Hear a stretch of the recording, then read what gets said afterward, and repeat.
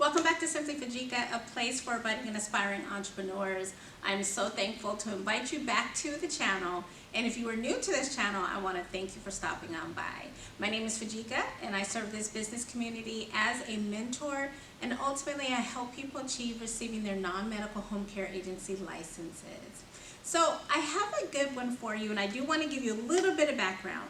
So I have a client that recently received her licensing, and we were so excited for that, but she set up a consultation with me to really talk about what's next. Because I do receive a lot of inquiries from people who are just receiving their licenses. I'm talking to people who've had their licenses for 2 years, for a year, and they just have not, it seems like their agency just has not ever lifted. So what I want to discuss with you today is, what if you are newly licensed? What should be your next steps? If that's something that you're interested in, and I hope it is, then stay tuned. So I have come up with 3 tips that I think can generally help anyone who is in this situation. The situation is, you are newly licensed, you are so excited, you go out and celebrate, because you know I always share with you, make sure you celebrate each and every milestone. So you've celebrated, and now you're just at a point where you're like, so what do I do? What happens next? So let's start with that first tip. So the first tip that I have for you is, you want to build or stand up your operation. So what does that look like? You want to organize your office. So that means creating client files. That means creating employee files. You know, make sure you're hanging up the signs of your operation so people know that you're open. Make sure you actually have hours of operation. Not only do you have hours of operation, but what are you doing during your hours of operation? So that means you need to create a daily calendar. What are you doing from 8 to 9 o'clock? What are you doing from 10 to 11 o'clock? And as you onboard your employees and as you onboard clients, that schedule is now going to change, right? But you want to make sure that you're investing the time necessary in order for you to build your agency. So when I talk about organizing your schedule and standing up your operations, it's ensuring that compliance is a big part of that. So once you create your files, where do those files go? Do you have a file cabinet? You know, have you got your filing system together? You know, and then scale back to the bare basics. Do you have business cards? Do you have flyers, right? Because those are the things that will go into really just establishing you as a business. And then when you turn over to the operations side, all of us, well, most of us, if you're regulated, had to put together policies and procedures. Okay, well, now it's time to stand up those processes. The moment that somebody comes and expresses interest to working with you, what happens? That's a process. The moment that a client calls you, or a potential client calls you and says they're interested in your services, what happens? That's a process, right? The moment that that person is now hired, what happens? That's a process, right? So all of your processes now need to be stood up. When that person expresses interest in working for you and actually hire them, what does onboarding look like? That's a process in your policies and procedures, right? So that's what I mean by standing up your operations, standing up the processes that you put together during licensing. So now that it's post-licensing, it's game on. All those business documents that you turned in now have to come to life in order to help you operate your business. The second tip that I have for you is, you want to amp up those marketing efforts, right? So marketing is so important. And to be honest with you, while you're building your agency, this is where most of your time is going to go. You really got to make sure that you create some type of schedule to ensure that you're getting your business out there in some kind of way. Now, we all know there are so many platforms, I probably couldn't even name all of them. But you've got the TikTok, you've got the Instagram, you've got LinkedIn, you've got so many. Some of you are now on YouTube.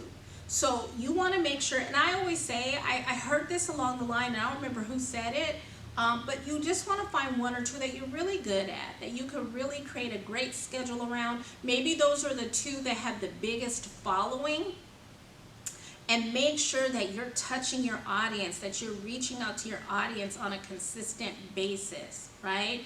As you do that, as you build your electronic footprint, you will start to see more people reaching out to you, right? And those people become your audience. And as you build your audience, you're also building your influence, okay? And so in that should be potential clients. This is how they're going to determine if they want to reach out to you, is what they see, right? So you just want to make sure that you have established your website, because now that you've given them something to digest, they're going to want to know, well, how do I reach out to you? So you should always have a website to send them to. And I hear a lot of you out there spending thousands of dollars to develop your website. And listen, if you have thousands of dollars to create a website, you know, God bless you, right? But most of us just need something to send someone to tell them about your services, and then a way for them to contact or schedule a consultation with you.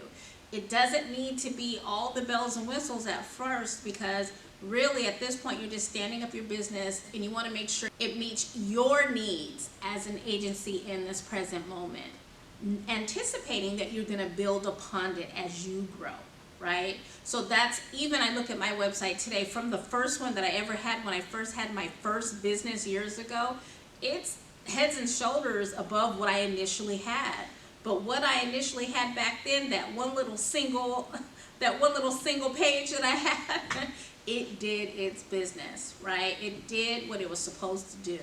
And so that's what you should be asking yourself for your business. What is the bare minimum that I need my website to do to bring in the traffic that I desire for my agency? The last thing I want to say, marketing, is you really want to build whatever city you're in, whatever area you're in, you want to build yourself up as that local subject matter expert in home care. Really. You want people to, when they think of home care and they think of your city, you're top of mind. And so you get that by putting out that knowledge, by making sure that your name and your agency's name is associated with high quality, high service. This starts with your postings. When you think of your agency, what does the logo look like? What are the colors associated with that logo? So can I see that brand awareness as I see your postings? Can I see that brand awareness if I see you out in the community, right? So these are the types of things you want to think about as you're developing what will become your brand. The third and last tip that I have for you today is you have to build those community connections. Listen, so I remember my mother and I, for the childcare that we had, we put on an actual health fair in the city that she lived in. So we pulled in a local church, we pulled in the fire department from that city, and we really kind of put on a fair for them. There was lots of other informational vendors there. We had other informational folks there to share with them how to take care of themselves, talking about wellness. They were able to get their blood pressure and their temperature checks. I think, if I'm not mistaken, we did flu shots that year. I can't remember, but that's an idea for you, to make sure that you can offer something, because whenever you do a fair or anything like that, you've got to make sure that there's value for that person coming in to participate in the event that you throw. I remember we had lots of things for the kids, because a lot of times moms on the weekends, we have our kids with us. So I remember we had like a petting zoo. I think we had a jumper. So you're thinking of this top to bottom. What is your event going to look like, and who's going to own a piece of it?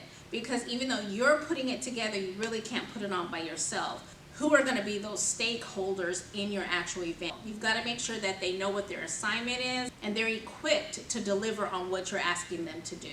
Okay? And then make sure that you provide yourself a lot of timing. Make sure you allot the appropriate amount of timing. I think for us, it took us about a year, maybe a little bit more, to put on that event that we did. Okay? So if putting something of that magnitude is not your ministry, then see what other existing events are going on in your community and see if you can be a part of that event. And I always tell people, start off small. Maybe you're just being an attendee. Maybe you're just there to absorb the information. You're there to learn so that you can see what you want to apply to your agency. Whatever your method is, you have to be consistent, and you have to put yourself on some type of goal system, right? You have daily and weekly goals to weigh if you were becoming effective. What I really want to end this video with is, for those of you who are frustrated, really take an inventory. Sit down and think of, what are you doing with the time that you have while you're working, when you're representing your agency? What does and what does not serve you? If it does not serve you, don't do it, okay?